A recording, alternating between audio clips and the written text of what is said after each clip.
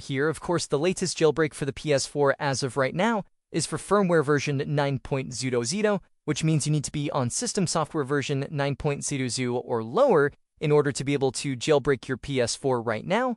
Now, this jailbreak came out in December of 2021, and it uses a exFAT hack, basically a vulnerability in the exFAT file system, which needs to be loaded onto a USB drive in order to jailbreak the PS4. So it works with a WebKit exploit combined with a kernel exploit. So you have to run the jailbreak through the web browser on the PS4 and plug in the USB drive to jailbreak it every time you reboot the PS4.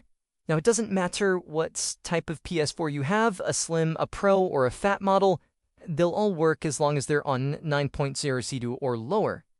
And another thing that we also have, of course, is access to backports, which means even though we're on a 2-year-old firmware, we're able to run the latest games because we have backports where a developer called Cyber1000 or CYB1K has decryption keys where he can decrypt the retail games and then backport them to work on these older firmwares. So despite being on a well over 2-year-old firmware, we're still able to run most of the latest releases on that version.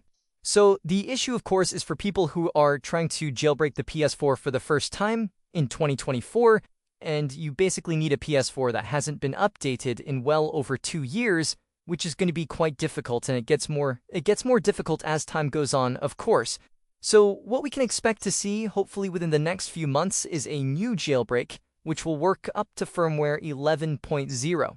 11.02 was the update that patched this vulnerability, and that came out in, I believe, December of 2023. So that means that you basically just need to get a PS4 that hasn't been updated in a few months rather than a few years. And we can hopefully expect to see this jailbreak release around about June or July of this year, so only a few months, hopefully, to wait until we see this new jailbreak. Now, we know that this jailbreak exists because we actually got an announcement from the hacker who is behind this new jailbreak, The Flow, and he's going to be doing a talk at TyphoonCon on the 30th to 31st of May, and the talk is titled How a Successful Exploitation of Kernel Vulnerabilities in a Network Protocol on the PlayStation 4 Can Be Abused to Achieve an RCE, which of course is remote code execution with kernel privileges on the console. And it goes on also to state that this exploit enables a jailbreak without requiring a user entry point such as a WebKit exploit. So that basically means that this jailbreak works a little bit differently, where it's using a network hack instead of a traditional WebKit plus kernel exploit chain. So that means that loading the exploit is going to be quite a bit different. So we know that this jailbreak is going to work up to firmware 11.0 because The Flow himself actually reported this exploit to Sony through their HackerOne bug bounty program, and it was closed just after the release of 11.02, meaning it's been fixed as of 11.02. We also got a note in the 11.02 update officially from Sony that says they've made some security fixes to the system software, which also enforces the fact that it's been fixed. But in addition to that, we also know the vulnerability that The Flow is using to actually perform this jailbreak. And there is a script that's been released that allows you to test the vulnerability on different firmware versions, and I've personally tested it on firmware 11.0 and 11.02, and basically you'll know if the vulnerability exists if the script actually causes the PS4 to crash, and it does cause the PS4 to crash up to firmware 11.0, but it does not crash the PS4 on 11.02, meaning it has been patched in 11.02. So we pretty much know for sure that 11.0 is going to be the latest jailbreakable firmware, and the reason why I think it will probably release around about June or July is the talk is taking place on the 30th to 31st of May, and typically, if enough information is revealed in that talk, he might just reveal the entire exploit, in which case it could be quite soon after that point that we actually see this jailbreak release. If not enough information is provided in the talk, though, then it may take a little bit longer for other hackers in the scene to reproduce the exploit based on the information provided in the top. Now, in terms of how this jailbreak is going to work, it's going to be quite a bit different because it doesn't use a WebKit plus kernel exploit chain, which means you're probably not going to be loading this through the web browser. Instead, it uses a network hack, which typically consists of testing your internet connection and then sending some specific network data to trigger the vulnerability. So that's going to be quite a bit different. That might require another device to send the network data to the PS4, which obviously isn't the most convenient way to load the jailbreak if you have to rely on another device like a computer or phone to send the network data. However, we could use something like an ESP chip, like an ESP8266 or ESP32 or Raspberry Pi Zero W, one of those kind of Arduino-style boards that has a Wi-Fi chip in it that can allow it to run its own dedicated Wi-Fi network. It can be powered from a USB port in the PS4, and then it can automatically inject the required network data when the PS4 attempts to connect to the network. And then that would basically automate the entire process for us, and we wouldn't really have to do anything, so that would be useful. Plus, I've also noticed that this vulnerability can be triggered during the boot up sequence of the PS4, not just when you're testing the internet connection, which means that there is a possibility that this jailbreak could be triggered when the console is actually booting up. So by the time it boots up into the home menu, the jailbreak could already be running. Now, we don't know if that's possible for the whole exploit, but the vulnerability can certainly be triggered during the boot up sequence, and that would essentially turn this jailbreak into more of an untethered jailbreak, or at least it would feel more like an untethered jailbreak because the console could be jailbroken as soon as it boots up, without you having to really do anything. So that is something that might be possible, but we don't know for sure yet exactly how this jailbreak is going to have to be loaded. We have a good idea based on how the vulnerability is triggered, but we don't know the full exploit chain yet, and we'll learn more once the top comes out on the 30th to 31st of May. So anyway, that is basically the situation for the PlayStation 4 as of right now. In terms of jailbreaks for higher firmwares, 11.02, 11.50, or anything higher than that, we don't really have anything. There's nothing on the horizon for that.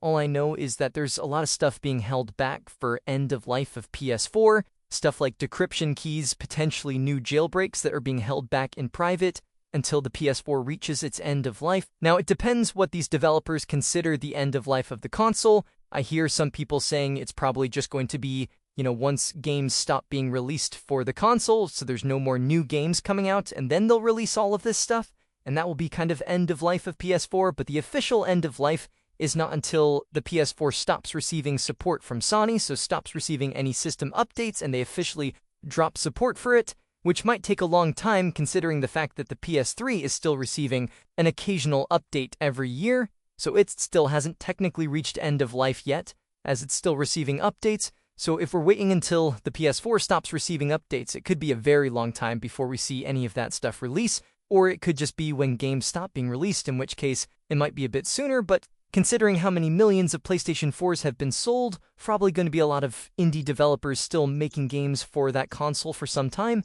So therefore, yeah, we could still be waiting quite a while before we see a lot of this stuff that's been held back for end of life, decryption keys, maybe new jailbreaks. But yeah, it does make sense to at least leave one jailbreak in reserve for when the actual PS4 reaches its end of life and doesn't get updated anymore. And then once that releases, every PS4 will be jailbreakable no matter what firmware it's on. So it does make sense to hold at least one jailbreak back for that purpose, in my view. But yeah, anyway, that's essentially where we are right now with the PlayStation 4. So let's move on to the PlayStation 5, which unfortunately is a little bit more complicated. So at the moment, we have a jailbreak up to firmware 4.51 for the PS5, which was released, I think, around October 2022, but it didn't really become useful until much later because of the hypervisor. So essentially, 5.0 was the firmware that came out after 4.51, which came out in March 2022, so again, you need to have a PS5 that hasn't been updated in over 2 years in order to be able to jailbreak your PS5 right now. And it also uses a WebKit plus kernel exploit chain, just like the PS4, although it doesn't require a USB drive for this one. And of course, the PS5 has a hypervisor which restricts access to the kernel, something the PS4 does not have, which basically means that even if you have a similar jailbreak to what the PS4 has on the PS5, it's not that useful unless you can get around the hypervisor problem. We don't have a proper hypervisor bypass yet or a hypervisor exploit, but we do have a workaround for the hypervisor in the meantime, known as the libhijacker released by Ostrowski, and that actually allows us to get around some of the hypervisor limitations to the point where we can do a lot of the same kind of stuff that you can do with a PS4 jailbreak.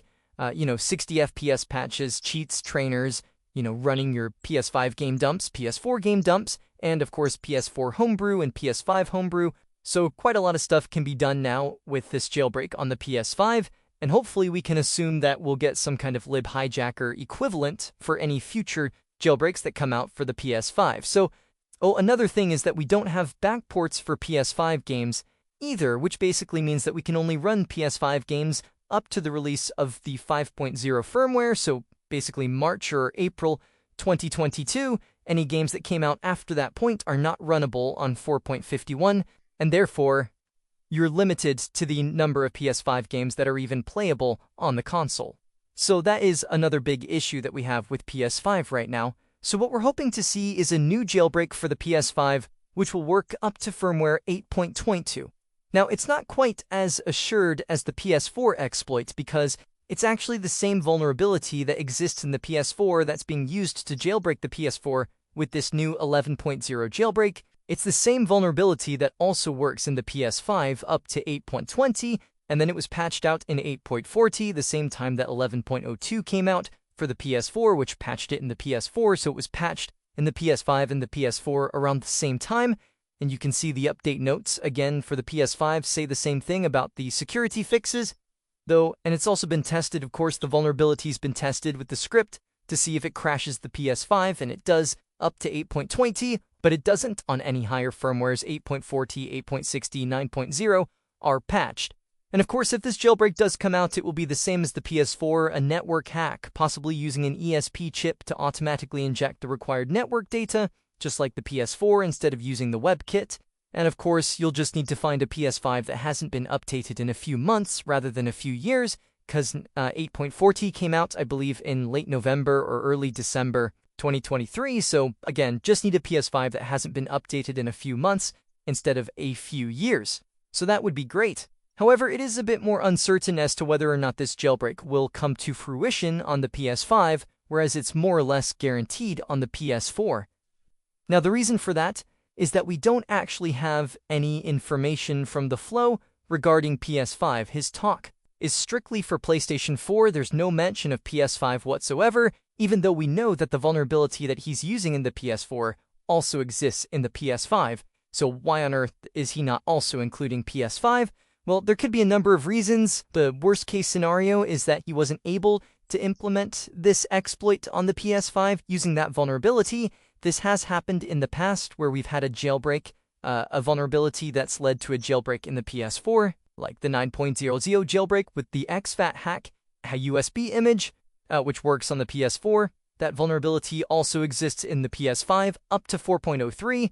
However, despite that, it wasn't able to be turned into a jailbreak on the PS5 on 4.03 because of the way that the PS5 has extra security measures and the way that it handles the exFAT file system differently, and it just was deemed to be impractical to try and implement it on the PS5. So because of that, it's also possible that the same thing could happen here, where just because this vulnerability exists in the PS4 and can lead to a jailbreak in 11.0 doesn't necessarily mean it will on the PS5 on 8.20, but because the vulnerability does exist in the PS5, that does mean there is a good chance, a very high chance, that it could also lead to a jailbreak. So there could be other reasons why the flow is not mentioning PS5. He could be saving it for a future talk at another conference. It could just be that he's not actually had time to try and implement it on PS5 yet. It could also be the fact that he's not had permission to talk about the vulnerability or the exploit in relation to the PS5, especially since Sony actually has to sign off on these talks to allow him to do it, because he actually reported these vulnerabilities to Sony through their HackerOne bug bounty program, which basically puts him under a kind of NDA where he's not allowed to talk about the exploits unless he requests disclosure to Sony through the HackerOne program. So he must have got some kind of permission from them to do this talk where he's going to be revealing this exploit for the PS4. They may just not have given him permission to talk about it in relation to the PS5, and that's why. So that could mean that it does actually work in the PS5, he's just not allowed to talk about it, and hopefully by learning how it's done in the PS4 could also lead to, eventually, other hackers in the scene figuring out how to implement it on the PS5 as well. So that would be the hope, but again, it will probably take quite a bit longer for the PS5 to get a jailbreak for 8.20 if it can be done, compared to the PS4 in 11.0. So probably won't be June or July, it could be maybe the later half of this year, or maybe even later than that. If it is, it's all possible. So that's where we are right now with the PS5. Now, there is also work ongoing to try and bypass the hypervisor. We do have the lip hijacker workaround, but it's only a workaround. It's not a full, hypervisor exploit or hypervisor bypass, and that is the big thing that's needed to kind of fully jailbreak the PS5, and that work is ongoing. There is work in doing that. Basically, what hackers are looking at right now, especially people like Flats, are looking at trying to bypass AMD's platform security processor, which is kind of like an AMD secure technology that's used to protect the boot up sequence of the console. And there are these computer systems that also use the platform security processor, basically the same one that's used in the PS5 and the Xbox Series consoles. These computer systems are the AMD 4800S, which uses repurposed Xbox Series chips, and there's also the AMD 4700S, which uses repurposed PS5 chips. And so far, Flats has been able to dump from the 4800S the main BIOS, the backup BIOS, the ROM, and the fuses, and that contains plain text PSP modules and the PSP bootloader. And Spectre Dev has actually created a plugin for IDA to help actually disassemble these modules and be able to kind of reverse them and look through them. So this could potentially lead to some kind of hardware-level exploit in the future with some kind of mod chip that you would connect up to it to bypass this and give you full control over the PS5, bypass the hypervisor and all of that. That would be the ultimate jailbreak for the PS5, may even affect the Xbox Series consoles too. So that would be the ultimate kind of solution, but that's probably further down the line. This is a pretty recent development with these, with the PSP modules being dumped, the plain text PSP modules being dumped. So we could see something for this fairly soon, but it's hard to say at this stage. It's, something that's a lot more complicated and could take a while before it actually comes to fruition. So yeah, that's kind of playing the long game with the PS5, with the PSP stuff. But besides that, in the short term, hopefully an 8.20 jailbreak for the PS5 fairly soon. And of course, we don't have backports on the PS5, so if we actually got a 8.20 jailbreak for the PS5, it would allow us to run much newer games. Instead of being limited to only running PS5 games that came out up to April 2022, we could run games all the way up to November 2023 or December 2023, which is most of the PS5 games that have come out so far for the console. So that would be great.